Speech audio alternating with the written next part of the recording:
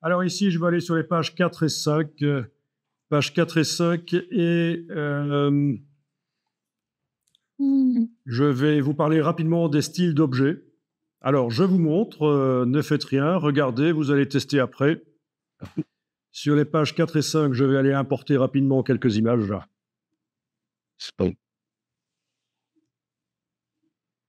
Pas dans des blocs prédéterminés, là je les trace tout simplement. Voilà. Et je vais mettre au point un aspect pour ces images, notamment mettre une ombre, menu objet, effet, ombre portée. Alors en général, pour les ombres, quand c'est pour l'impression, 40% d'opacité, c'est bien. Donc je vais mettre 40%. Voilà. En général, vous avez évidemment les réglages de l'ombre, la distance, etc. Voilà, une fois qu'une ombre a été mise sur un objet, il suffit pour la modifier, de sélectionner l'objet, de retourner dans menu objet, effet, ombre portée, et vous allez pouvoir modifier notamment l'angle d'éclairage. L'angle de l'éclairage. Alors, vous avez une option qui s'appelle « Utiliser l'éclairage global ». C'est quand on met plusieurs effets, c'est pour que l'angle d'éclairage soit le même pour tous les effets, évidemment. Par exemple, si je mettais un effet de biseau sur cette image. Bien. Donc, je vais ici mettre un contour en plus, par exemple. Donc, en ayant l'image sélectionnée, je mets un contour en plus. Bon, ça, c'est pas très difficile à faire, donc de mettre une ombre portée et de mettre un contour. Pour l'épaisseur du contour, c'est menu fenêtre contour. Menu fenêtre contour, si on veut modifier l'épaisseur du contour. Bien entendu.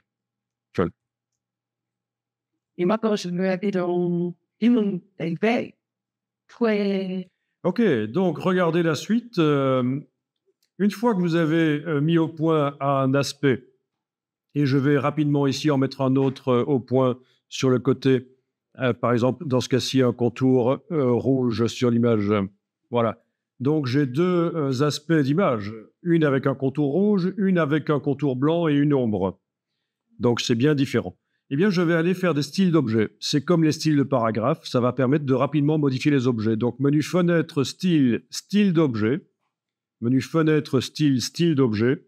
Quelle que soit l'image que je sélectionne ici, je vois qu'il y a un petit signe plus qui indique que je me suis éloigné du style 100, c'est-à-dire que j'ai ajouté des choses.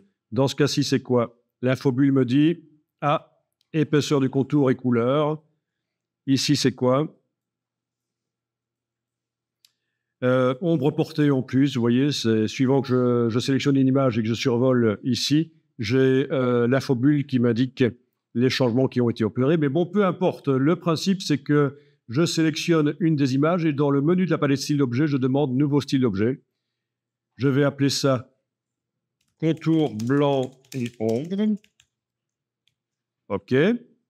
Je sélectionne l'autre image, celle qui a un contour rouge ici. Menu de la palette style d'objet, nouveau style d'objet. Je vais l'appeler contour rouge. Voilà. Et à partir de là, je vais pouvoir, sur n'importe quelle image, appliquer rapidement l'un ou l'autre de ces styles. Et ce sera le même principe que pour les styles de paragraphe. Vous pouvez les charger dans un document au départ d'un autre, comme on a fait tout à l'heure. Dans le menu de la palette style de paragraphe, on avait été faire donc charger les styles. Eh bien, dans la palette des styles objets, vous avez également l'option charger les styles objets. On peut aller charger les styles objets en allant les chercher dans un autre document. Donc voilà, maintenant que c'est fait, je sélectionne un objet avec la flèche noire et j'applique contour rouge ou contour blanc avec ombre. Très intéressant. Écoutez, moi j'ai montré ça à des étudiants qui avaient fait des études supérieures en infographie et ils ont râlé comme des poux. Pas sur moi, hein. Ils ont râlé parce qu'ils ont dit « Mince, si on nous avait montré ce truc-là avant, on aurait gagné des heures de travail. » Ben oui, il y a des styles d'objets. Les styles, c'est pas que pour les paragraphes et les styles de caractère. Il y a des styles d'objets. Bon, je vous laisse tester.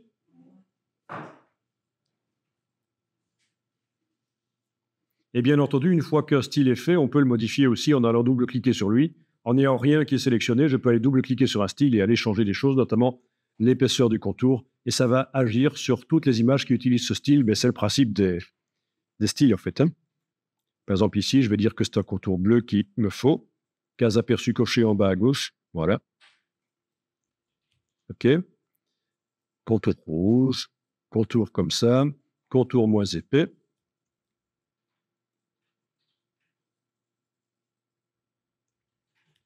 Etc.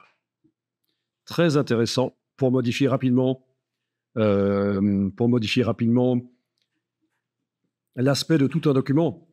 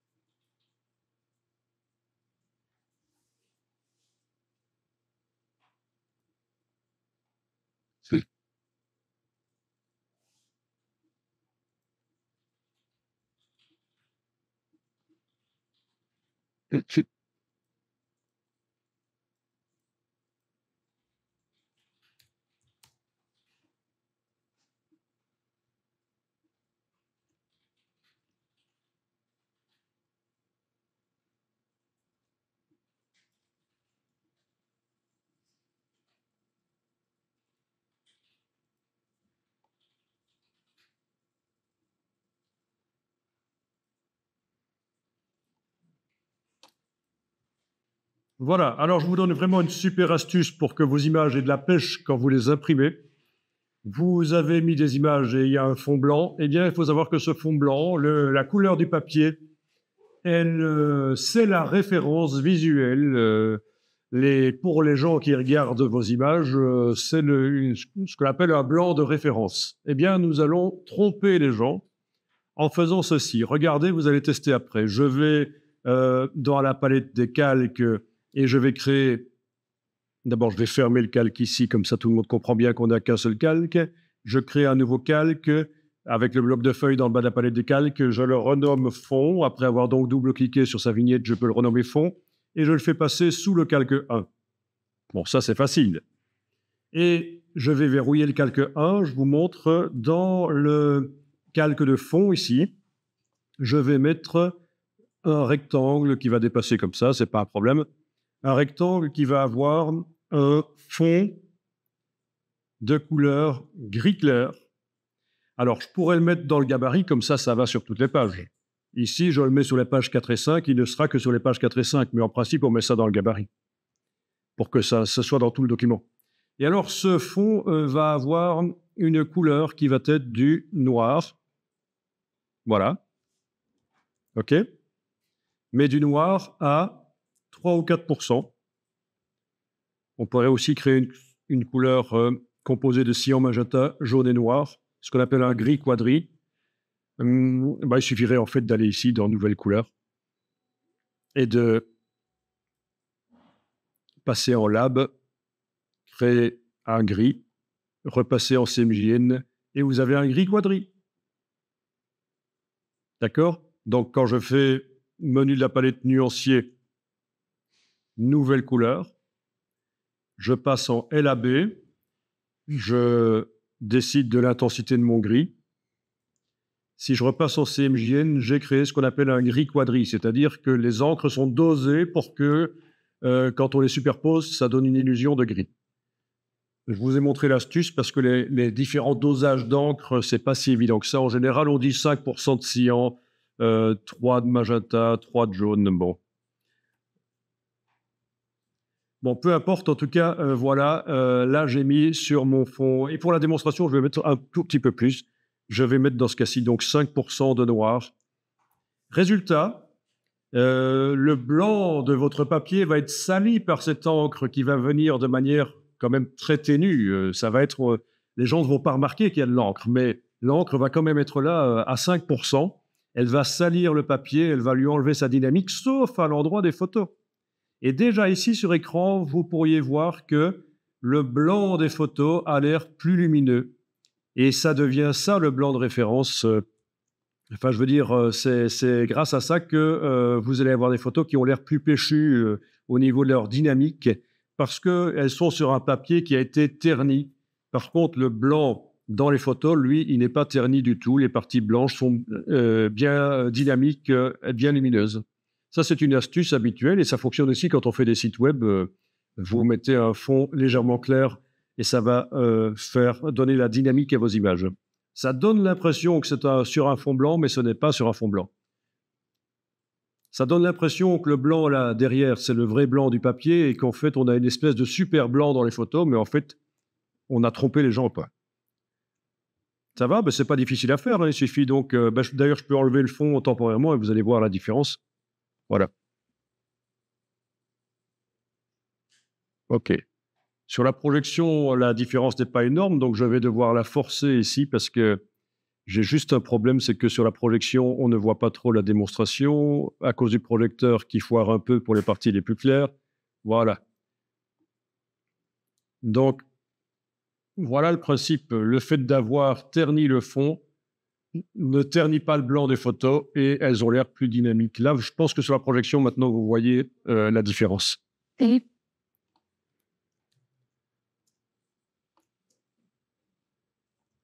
Donc, toujours dans les petites astuces ici, je vais maintenant créer, celui-là, ça va être le calque image, on va dire. Voilà, le calque qui contient les images, oui.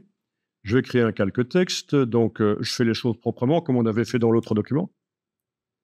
Voilà un calque texte. Je travaille uniquement sur le calque texte, les deux autres calques sont verrouillés. Et alors, je vous montre ceci.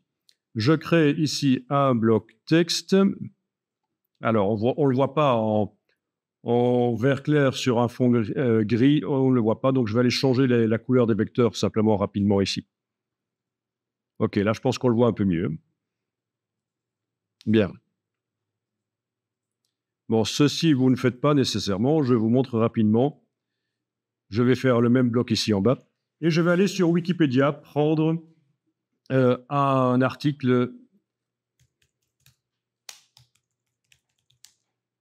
Bien entendu, ça pourrait être un texte que vous avez rédigé vous-même. OK. Je vais prendre le premier paragraphe de l'article sur les arbres. Je vais aller le coller dans le bloc du dessus. Voilà. Je vais prendre le même article dans Wikipédia, mais cette fois-ci en anglais. Et je vais vous parler ici d'un doc multilangue. Alors, où est l'English ici? Tiens, c'est quoi ça? Non, ça, c'est pas de l'anglais.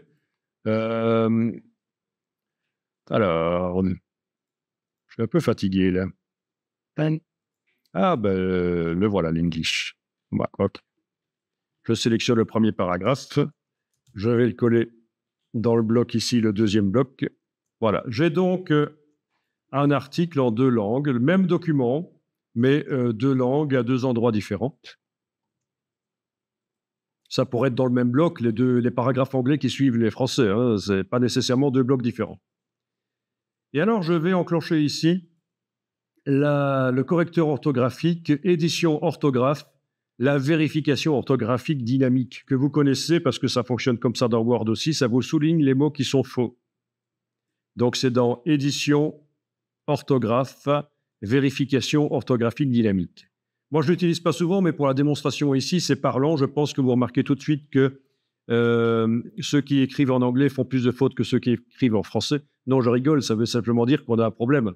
En fait, ce que je veux dire, c'est qu'il faut absolument, quand vous faites un document multilangue, indiquer à InDesign quelle est la langue.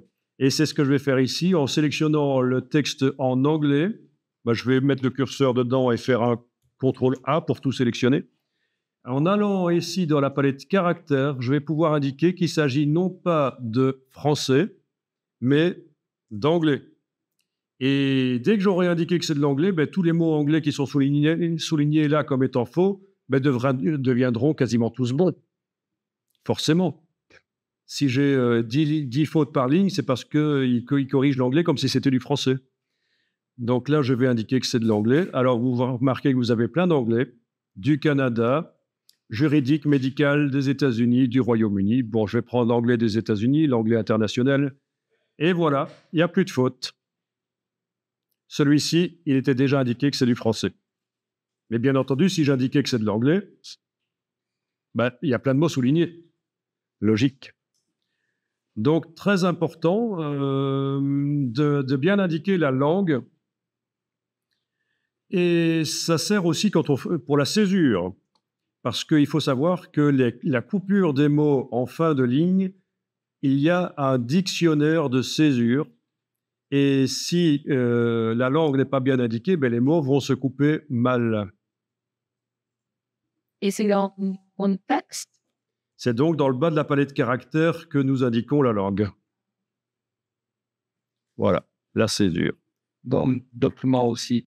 Alors, nous avons précédemment importé dans ce document des styles de paragraphes et de caractères qui viennent d'autres documents.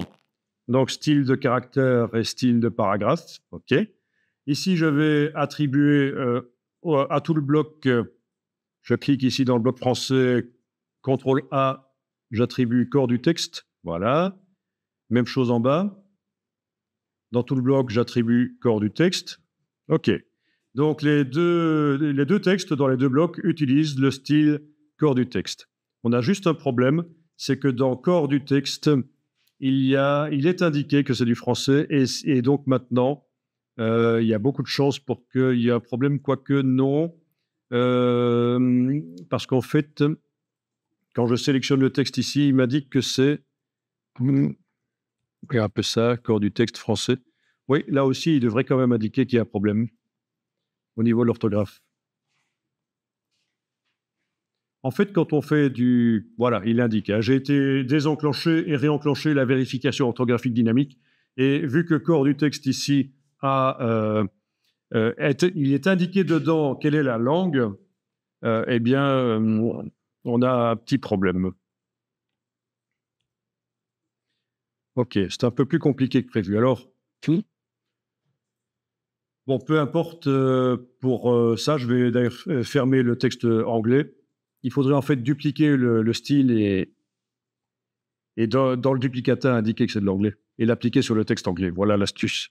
Mais ce n'est pas ce que je voulais vous expliquer ici. Donc, je travaille sur le texte français. Regardez ça, je sélectionne les premiers mots et je vais leur mettre le style de caractère en gras et en rouge. Voilà. Ça, c'est quelque chose qu'on avait déjà fait. Je vous avais indiqué que c'est une des manières de mettre des sous-titres, de les faire commencer dans les paragraphes. On est d'accord? Mais c'est manuel, en fait, c'est assez pénible à faire. Voilà, en gras et en rouge. OK. Bon, c'est quand même assez pénible. Et il y a une autre manière de faire, c'est les styles imbriqués. Et donc, je vais enlever ce que je viens de mettre là, les styles de caractère sur les mots.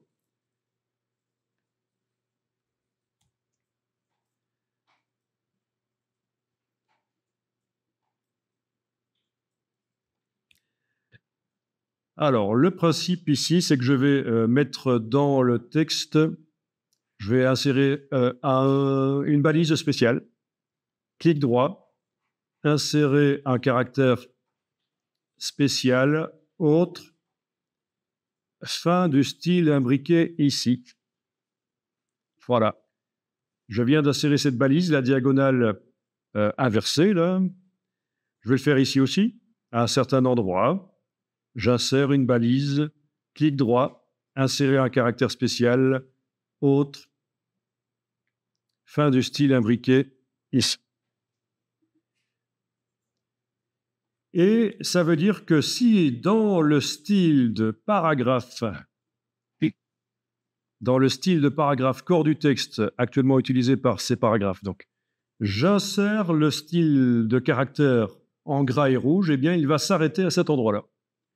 C'est ce qu'on appelle un style imbriqué, c'est-à-dire qu'on prend un style de caractère et on l'imbrique, on le met dans le style de paragraphe.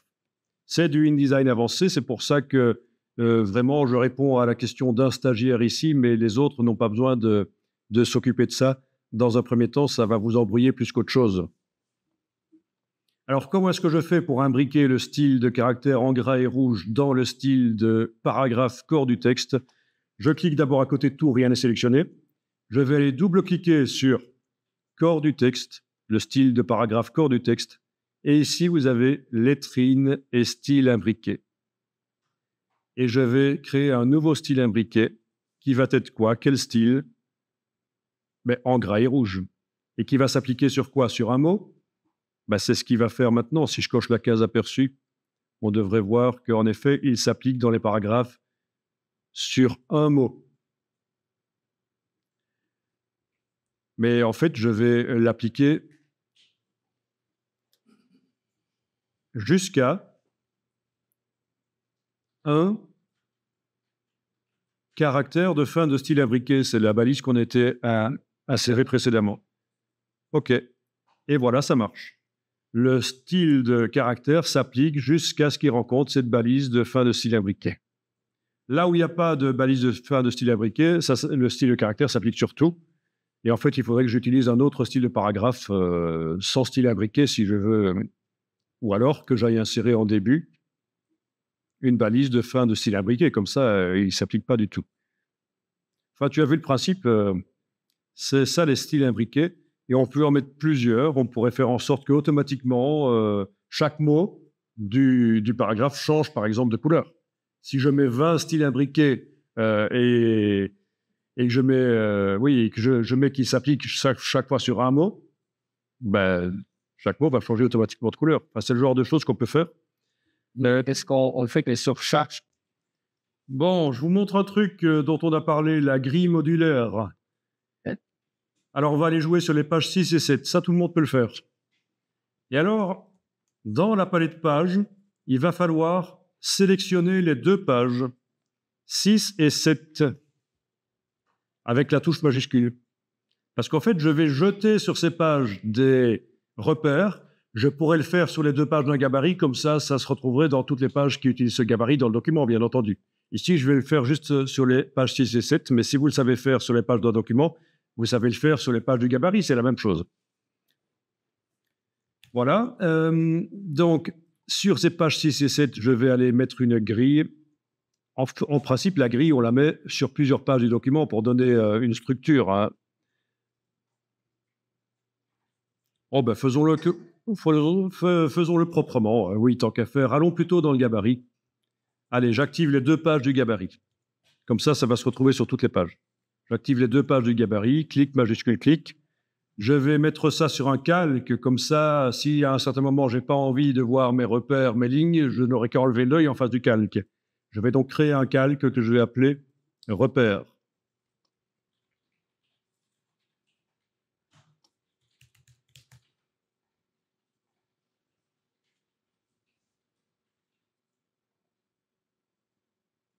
Ça va?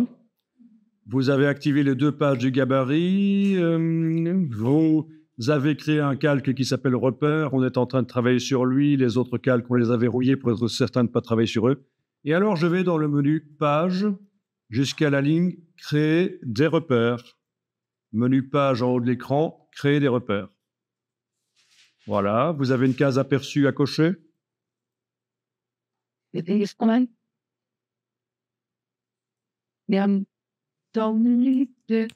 Voilà. Alors, la gouttière, je vais la mettre à 0.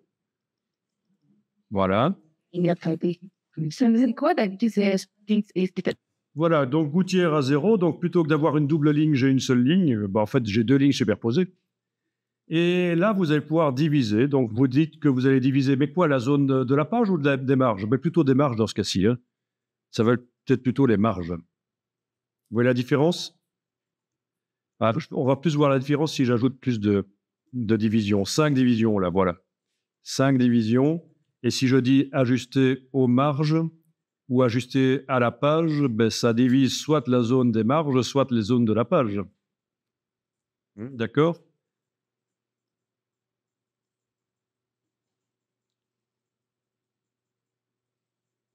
Aux marges, à la page. Mais donc ici, je vais décider que je divise les marges.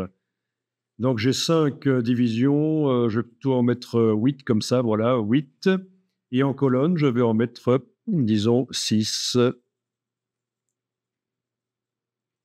Voilà. Et donc, grâce à ça, je vais pouvoir placer des éléments. Bon, si vous voulez, vous pouvez aussi créer des gouttières malgré tout, hein. Par exemple, 4 millimètres de gouttière ici pour les colonnes. Et voilà. C'est bon? Vous voyez? Créer des repères. 8 rangées avec 0 de gouttière. 6 colonnes avec 4 millimètres de gouttière. Adapté aux marges. Bon. Si on avait déjà mis des repères précédemment, on pourrait cocher ceci, ça les enlèverait. C'est l'astuce pour les enlever rapidement, les remplacer par ceux qu'on est en train de créer. À quoi ça sert? Eh bien, ça me sert à faire des documents qui ont une structure facilement, rapidement. Je vous montre ici. D'abord, je vais aller sur les pages 6 et 7 et vous voyez que sur toutes les pages, maintenant, on retrouve les repères. Si nous ennuie à un certain moment pour les enlever, on enlèvera l'œil en face du calque repère. Vu qu'ils ont été créés sur le calque repère, c'est bien, facile à enlever. Donc, pages 6 et 7, si je crée un document sur les pages 6 et 7, je vais faire comme ceci. Par exemple, je crée un bloc texte ici. Je le remplis de texte de substitution, voilà. Je vais le dupliquer et faire une colonne suivante ici, donc sous la forme d'un bloc indépendant, en fait. Mais je peux aussi le mettre plus loin. Je peux les ajuster comme ça. C'est une grille assez simple, en fait. Il n'y a pas grand-chose comme latitude. On ne sait pas faire grand-chose avec ça. OK, là, je vais mettre un bloc couleur. So then we feel like we're not is sweet was in the living should take center. Like on phone shaping. Ah, les 2 manières sont possibles, en fait, hein. On peut faire des colonnes à l'intérieur de blocs ou alors faire plusieurs blocs et les positionner sur les repères.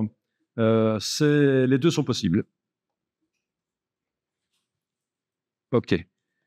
Alors, je trouve que la gouttière n'est pas assez grande, mais sans bouger mes blocs texte que je vais mettre en couleur ici, comme ça vous les voyez bien. Sans bouger mes blocs texte de leur repère, je vais pouvoir aller dans la palette paragraphe et par le paragraphe dire que j'espace vers la droite, comme ceci, vous voyez?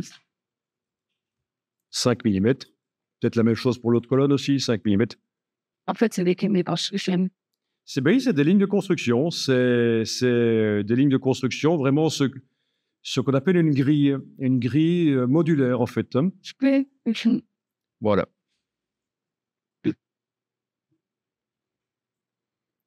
Bon, je ne vais pas aller plus loin parce que je vous ai donné des exemples de documents faits sur base de grilles modulaires. Donc, vous avez eu l'occasion de voir ça. Mais c'est le principe, c'est qu'on va avoir une cohérence dans la mise en page d'une structure.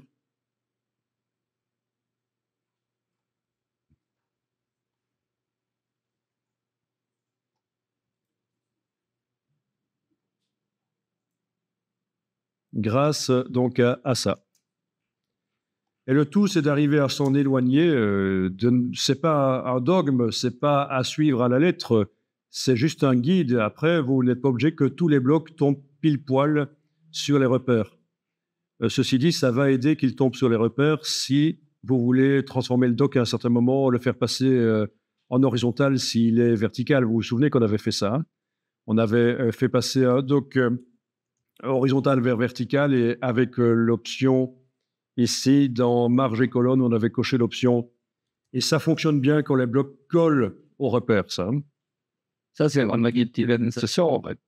C'est quand on passe d'un format horizontal vers vertical ou inversement, pour que les blocs se repositionnent bien sur la page. D'accord, mais par défaut, évidemment. OK, et donc quand on enlève la grille, ah oui, évidemment, j'ai fait l'erreur de faire tout sur le calque de la grille, c'est malin. Je vais transférer les éléments rapidement vers les bons calques. Par exemple, ici, les blocs texte, je les sélectionne vers le calque texte. Mes blocs qui sont censés être des blocs images, je les sélectionne et je les transfère vers le calque image. À partir de là, si j'enlève l'œil en face de repère, je vois mes blocs. Voilà. OK? Bon.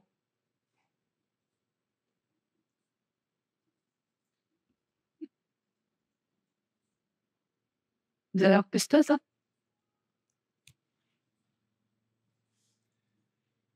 OK. Là, je suis juste en train de faire une petite astuce dans les préférences performance d'affichage. Ça m'ennuie un peu que quand je zoome en arrière, le texte devient de longues lignes grises. Je trouve que ce serait bien que ça reste du texte lisible, enfin lisible, dans la mesure du possible. Et donc, dans les préférences performance d'affichage, c'est ici, en fait. Quand on met le seuil de faux texte à 0, OK, il va rester lisible même en zoom arrière, sauf que ça ne marche pas ici. Pourquoi ?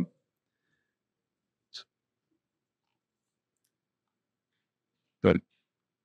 Ça marche pour les autres, mais pas pour ceux-là.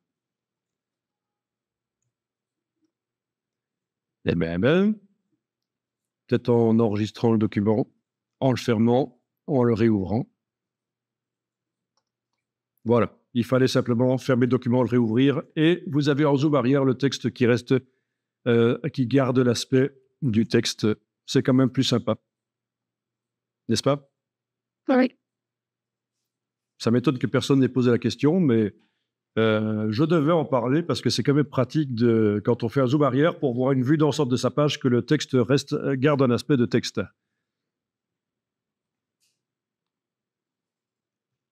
Alors, la numérotation automatique, je vais la faire dans le gabarit.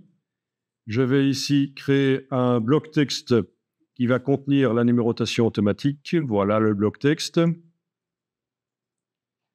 Je fais un clic droit, insérer un caractère spécial, marque numéro de page active.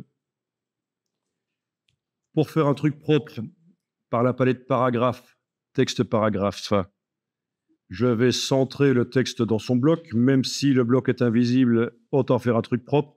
Je vais le centrer aussi verticalement. On l'a vu tout à l'heure. Objet, option de bloc de texte, justification verticale, centré. C'est une question qu'on me pose tout le temps, ça. Comment fait-on pour qu'un texte soit centré verticalement dans le bloc? Mais c'est là, en fait. Je vais augmenter ici la taille, voilà. Et donc, j'ai ici un bloc de numérotation automatique qui numérote les pages quand je vais sur les pages. Bien. Je retourne dans le gabarit et je vais le mettre sur la page de droite. En déplaçant le bloc, en enfonçant la touche Alt, ça fait une copie. D'accord? Cette copie, je vais la placer de l'autre côté. Pour être certain qu'il se place à la même distance du bas et du bord de la page, je vais utiliser une astuce qui vous servira à plein de moments dans InDesign.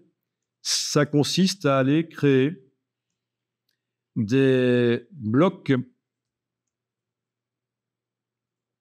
comme ceci, sans contour, c'est important, sinon ça fausse la mesure. Par contre, je peux leur mettre une couleur, puisque de toute façon, ils vont disparaître après. Donc, je crée un bloc comme ça, et un autre bloc comme ça.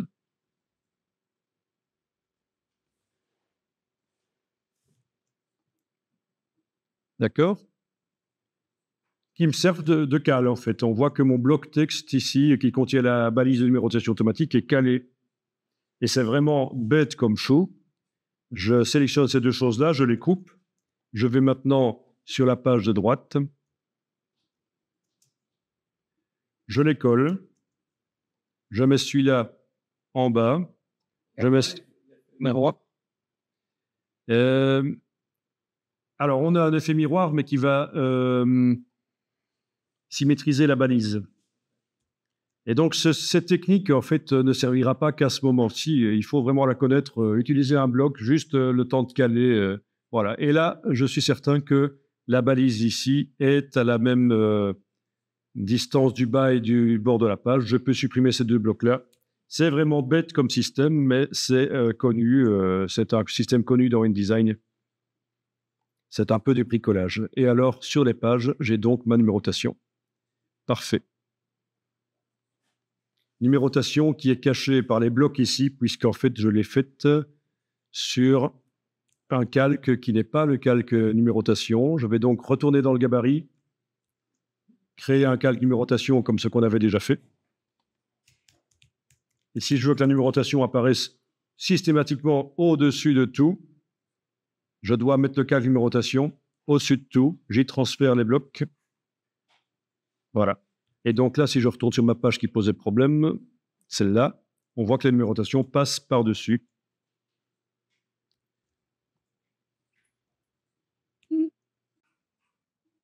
Bon, je vais revenir ici sur un autre document, le premier qu'on avait travaillé, le document simple page. Donc je vais reprendre le doc 28 de hier à 16h30. Alors ce que je vais faire ici, vous n'êtes pas obligé de le faire, je vais juste,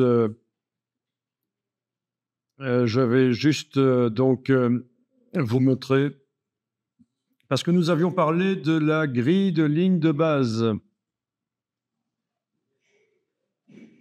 La grille de ligne de base, pour faire en sorte que d'une colonne à l'autre, les lignes soient dans le prolongement l'une de l'autre. Ce qui n'est pas le cas ici, vous voyez. Ça, c'est un signe que le document n'est pas tout à fait prêt, quand on a les lignes qui ne sont pas dans le prolongement l'une de l'autre, d'une colonne à l'autre. Évidemment, c'est normal que ça arrive, c'est parce qu'il y a des titres qui ont une certaine hauteur, il y a des espacements après paragraphe, enfin tout ça joue. Hein. Alors, je vous rappelle ici, menu affichage, grille et repères, afficher la grille de ligne de base, voilà, on la voit. Alors cette grille de ligne de base, elle a une valeur d'espacement qu'on peut trouver dans les préférences InDesign à la rubrique grille. Donc sur le PC, édition préférence grille, et vous voyez ici le pas de la grille qui est à 12 points. D'accord? Ça, c'est donné par InDesign d'office. Alors, voilà ce que je vais faire. Le texte ici, il utilise le style de paragraphe corps du texte. Vous êtes d'accord? Je clique à côté de tout, rien n'est sélectionné. Et je vais aller modifier le style corps du texte. Je double-clique sur corps du texte. Bon, rien ne se passe dans le document, puisque j'ai cliqué à côté de tout, rien n'est sélectionné. C'était le but de cliquer à côté de tout. Mais je suis en train de modifier le style. Et dans la rubrique retrait et espacement, vous avez ici aligné sur la grille. Et je vais dire que j'aligne toutes les lignes. Et voilà. Alors, ce que je viens de faire, c'est l'équivalent dans la palette paragraphe, avant qu'on ait fait le style. Si j'avais voulu l'enclencher, ça aurait été ici, en fait, dans la palette paragraphe. Mais vous savez que dès que le style est fait, on ne va plus jouer dans la palette paragraphe, en fait. Donc, j'y suis allé par le style, dans corps du texte ici. Je viens de double-cliquer sur le nom du style corps du texte. Dans retrait et espacement, j'ai indiqué que j'aligne sur la grille toutes les lignes. Et vous remarquez qu'on a une ligne sur deux qui saute, c'est typique. InDesign bug. Mais non, le bug se situe souvent entre le dossier de la chaise et l'écran. Encore une fois, c'est le cas. Ce qui se passe, c'est que dans corps du texte, j'ai un interlignage qui est indiqué dans format de caractère de base. 17 points d'interlignage.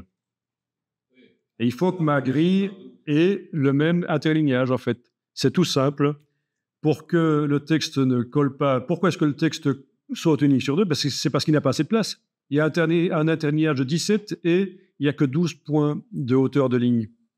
Et donc, voilà, je vais devoir aller dans ce document, dans les grilles, ici, préférence grille, indiquer que le pas est à 17. En fait, on met le pas de grille de ligne de base à la même valeur d'interlignage que le corps du texte. Donc, le texte qu'on rencontre le plus souvent dans le document. Et voilà, ça marche. Le texte ne change pas d'aspect, il est toujours à 17 points d'interlignage. Et d'une colonne à l'autre, les lignes sont dans le prolongement l'une de l'autre, systématiquement. C'est pro. Alors, c'est le genre de détail qui fait ajouter à plein d'autres choses. Ça fait vraiment la différence entre un document foireux et un document valable. Ça, ajouté à toutes les autres petites astuces que je vous ai données.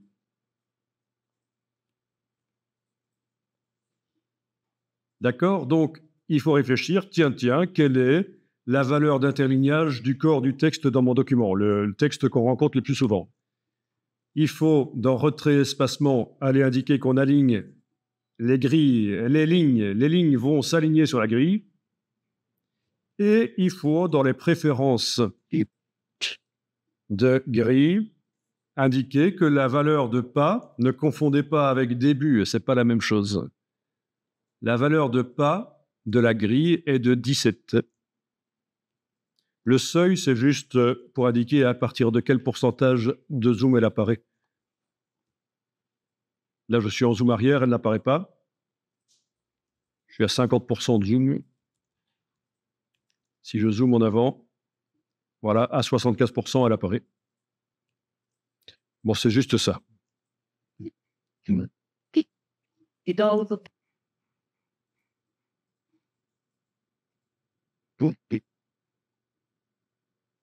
OK. Alors, je vais passer à autre chose et ce sera la dernière chose que je verrai, ce sont les tableaux. Donc, les tableaux, ça se fait dans un bloc texte. Donc, je vais créer un bloc texte. Voilà. Je crée un bloc texte. Je vais d'ailleurs aller regarder un peu dans la palette des calques sur quel calque qu'est-ce qu'il est arrivé. Il est arrivé sur le calque numérotation, c'est foireux. Je le sélectionne avec la flèche, je le transfère dans le calque texte. Je verrouille les autres calques. Je travaille sur le calque texte. Voilà. Donc, j'ai créé un bloc texte. Alors, ce que je vais vous montrer, vous regardez et vous allez tester après si vous voulez. Je vais mettre le curseur texte dans le bloc texte. Voilà, le curseur clignote, on le voit. Et je vais insérer un tableau. Menu tableau, insérer un tableau. Menu tableau, insérer un tableau. Alors, bien sûr, il s'agit ici de faire un tableau qui vient, qu'on crée dans InDesign. Un tableau qu'on crée dans InDesign. On pourrait aussi importer l'image d'un tableau Excel. Vous avez été dans Excel, vous avez exporté en PDF au départ de Excel, vous avez un tableau nickel en PDF, vous l'importez comme une image. Ça marche aussi, on peut faire des mises en page avec des tableaux Excel. Alors ici, vous décidez du nombre de lignes, du nombre de colonnes, voilà. 4 ou 5 colonnes, voilà, 5 colonnes.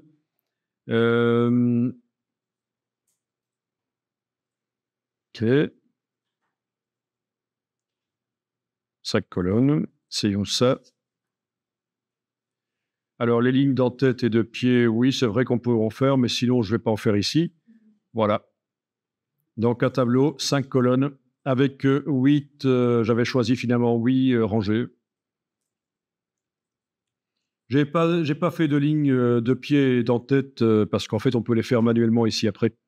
Ici, c'est la version simple. Voilà. Alors, vous avez votre tableau. Pour le sélectionner entièrement, les cellules, c'est avec l'outil texte et il faut aller sur le coin ici et on peut sélectionner toutes les cellules si on veut.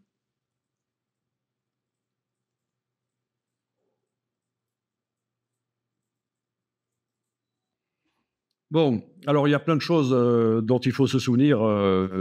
Donc, il y a certaines personnes qui travaillent souvent dans les tableaux et d'autres moins. Alors, tableau, option de cellules, ligne et colonne. Tableau, option de cellule, ligne et colonne. C'est là que vous allez pouvoir déterminer quelle est la largeur des colonnes. D'accord? C'est pas des styles de tableau tout fait des Si, on peut trouver sur le web des styles de tableau tout fait et les utiliser dans InDesign. On peut aussi, quand on a fait un tableau, en faire un style et le réutiliser, évidemment. Voilà. OK, donc largeur de colonne. En ce qui concerne la hauteur de la ligne, vous avez la possibilité de dire qu'elle doit être égale à, par exemple, voilà, 10 mm. Vous avez une ligne de 10 mm, ni plus ni moins. Ou alors qu'elle peut être supérieure ou égale à, c'est-à-dire que si la ligne contient beaucoup d'informations, elle peut aller jusqu'à maximum, dans ce cas-ci, 211 mm de hauteur, c'est énorme. Donc on donne ou pas de la souplesse à la hauteur de ligne si on veut. Oui, je vois ce que tu veux dire. Tu voudrais que le tableau soit peuplé de données, mais qu'on ne voit pas la structure. Ben ça, c'est pas difficile. Il suffira qu'il soit sélectionné. Donc, avec l'outil texte, en allant sur le coin, là, je sélectionne d'un coup toutes les cellules. Et on va dire que, ben, tiens, le contour des cellules va être invisible. Voilà. Et alors, j'ai un tableau invisible. S'il contenait des données, elle serait là. OK. Mais alors, je peux faire ceci. Je vais quand même aller le rechercher. Là, voilà. Je vais quand même lui mettre comme couleur de fond une couleur. Hein. Voilà, nuancier. aller chercher. Voilà ça. OK. Donc voilà, ça c'est mon tableau avec des cellules qui ont une couleur. Quand je sélectionne avec l'outil texte mon tableau, voilà, je vois qu'elles ont une couleur. Et alors, ce qui peut être intéressant à faire pour un truc bien sympa, c'est d'aller mettre une couleur blanche pour le contour. Comme ça, c'est la couleur du papier. Oui. Et on peut aller mettre un contour de différentes épaisseurs par le menu fenêtre, contour. Enfin, il y a plein de choses à dire sur les tableaux. C'est tout un art. Voilà. OK. Allez sélectionner une ligne seulement. Allez changer la couleur de fond, etc., etc. Enfin, en gros, vous voyez comment ça fonctionne les tableaux. OK. Allez sélectionner plusieurs lignes avec la touche majuscule, toujours avec l'outil texte en allant devant les lignes ici. Et je vais pouvoir changer la couleur de fond. Allez dire que c'est du noir, par exemple, mais du noir à 12% de teinte, etc. Voilà. Allez sélectionner la colonne ici, lui mettre une autre couleur de fond. D'accord? Allez sélectionner la cellule seulement. Dire qu'elle n'a pas de couleur de contour et de fond. Et comme ça, j'ai la cellule en haut à gauche qui disparaît. Elle n'est pas là.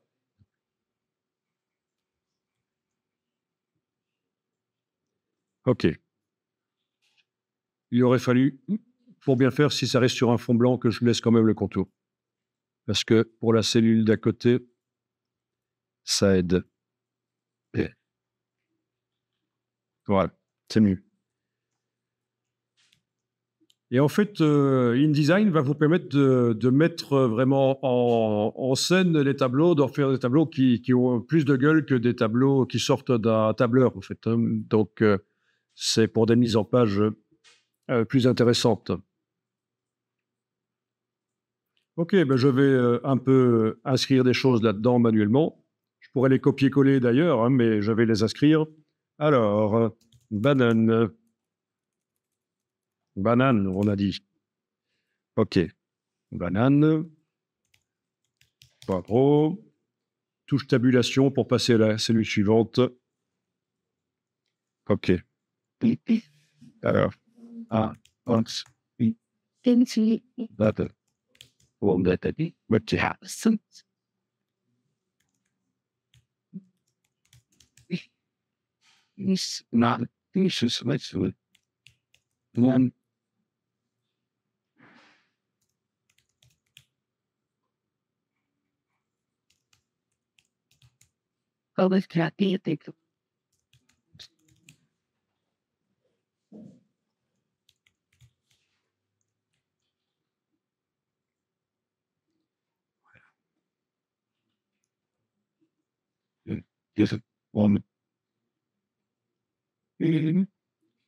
etc. OK. Vous voyez que dans les cellules, ça s'est mis en haut à gauche, mais je peux sélectionner la totalité du tableau. Je sélectionne la totalité du tableau et je peux dire avec la palette paragraphe, menu texte paragraphe, excusez-moi, menu texte paragraphe, je peux dire que ça va se centrer dans la cellule, voilà. OK.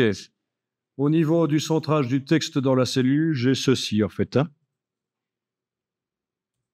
Ce qui correspond à tableau, option de cellule.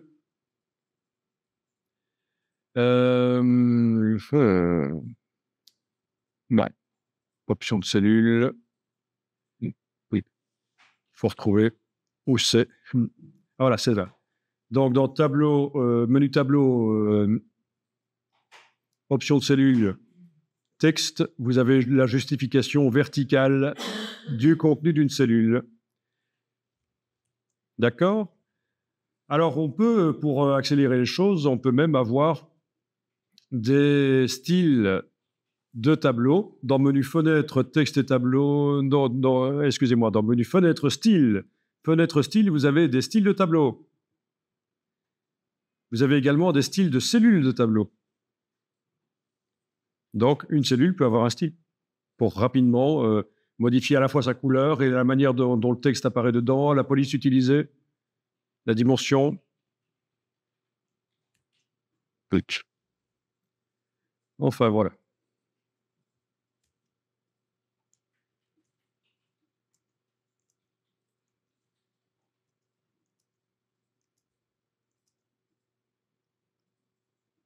Les tableaux.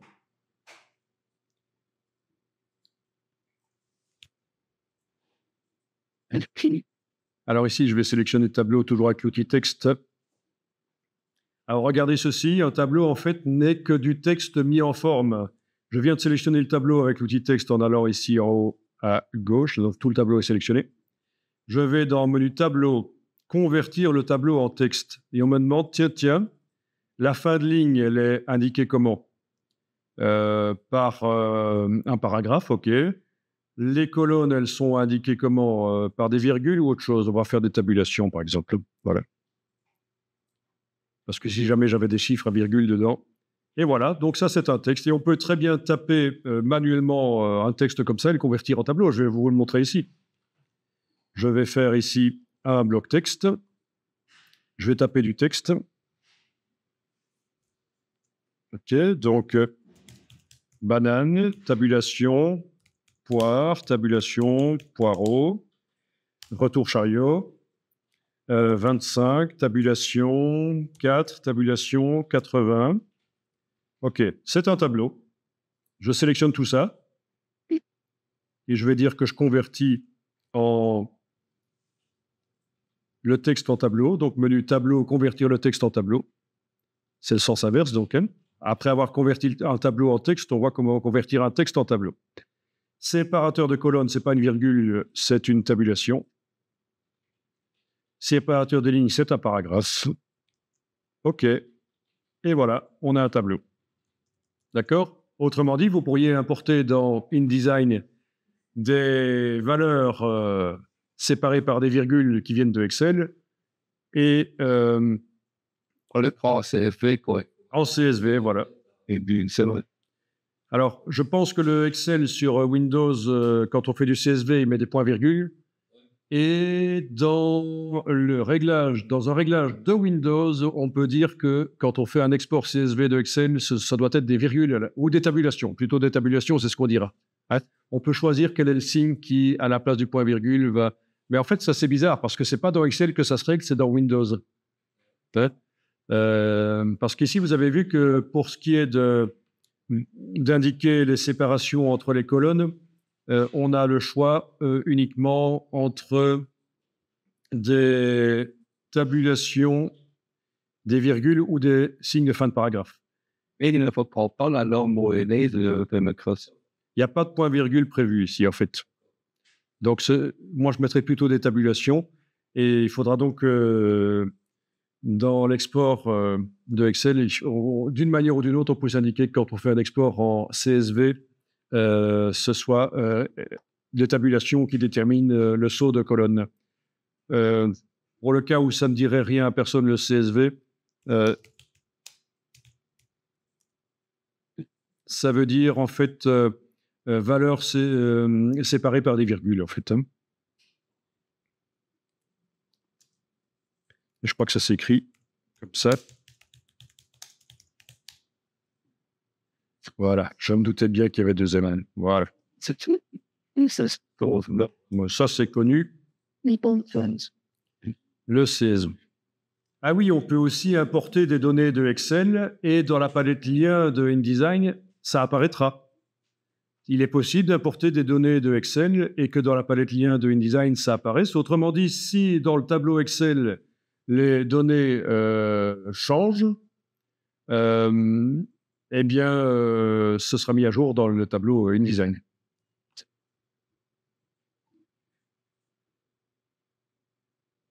OK, ici, je vais resélectionner tout ça, en fait, voilà, comme ça, le transformer en tableau.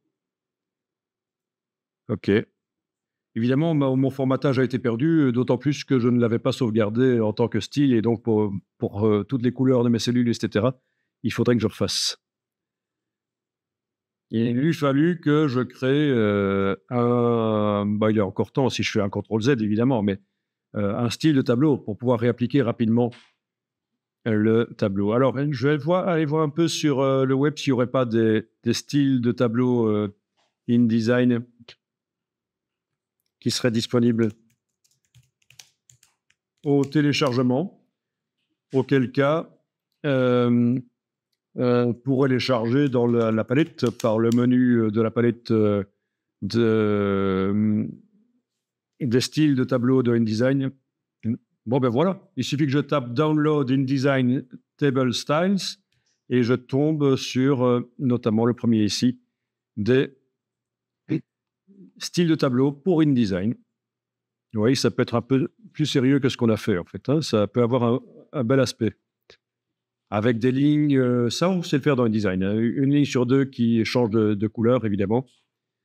Ça fait partie de ce qu'on sait faire dans InDesign. Il y a plein de ressources, en fait, sur le web, gratuites, que vous pouvez utiliser dans InDesign. Des styles.